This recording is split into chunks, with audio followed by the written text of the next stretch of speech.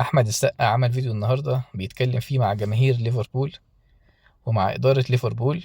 بيكلمهم بالانجليزي، بغض النظر عن الانجليزي بتاعه، لان هو فيه حاجات تضحك يعني.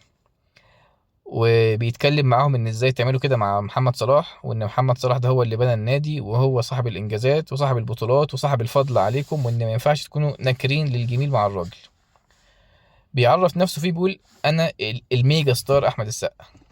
تمام. ميجا ستار يا جدعان.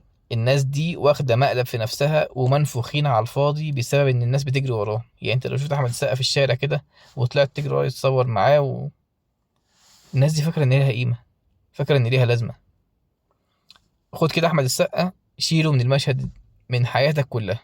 مش بس هو، اي حد يجي في بالك، مطرب، مغني، ممثل، اي حد، صدق بالله مدرسك في ابتدائي ليه قيمه عن احمد السقا. تمام.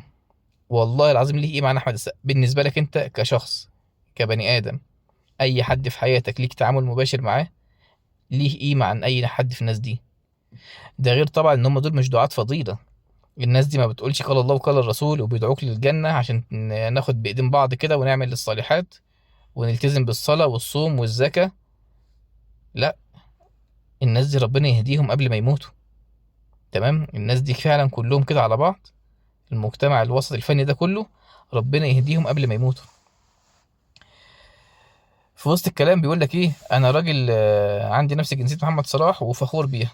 طب طالما انت فخور بالجنسية دي، عيالك ليه واخدين الجنسية الأمريكية؟ طالما انت فخور بجنسية مصر، ليه بقى جريت تدي عيالك الجنسية الأمريكية؟ وأكتر من ممثل عمل الحوار ده، إن هم يروحوا يولدوا في أمريكا فياخدوا الجنسية اللي هناك. تمام. يا جماعة الخير، حطوا الناس دي في مكانها الطبيعي. الناس دي عايشة الوهم. الناس دي فاكرة نفسها ياما هنا ياما هناك، فاكرة نفسها محور الكون. الكلام اللي بيتكلم بيه أحمد السقا وطريقة الكلام، الراجل ده يا اما مجنون، تمام، يا اما عايش في عالم لوحده خالص فاكر ان هو محور الكون. ده مش طبيعي. انا الميجا ستار واسمعوني، وانا راجل مصري زي زي محمد صلاح. ربنا يهديهم. ونصيحة للناس بجد، حطوا الناس دي في مكانهم الطبيعي. حرفيا حياتك مش هتقل ذرة واحدة لو استغنيت عن كل دول. تمام. لو اختفوا تاني يوم الصبح والله العظيم ولا هيفرقوا معاك في حاجة. فبالتالي حطهم في مكانهم الطبيعي. ربنا يهديهم ويصلح حالهم.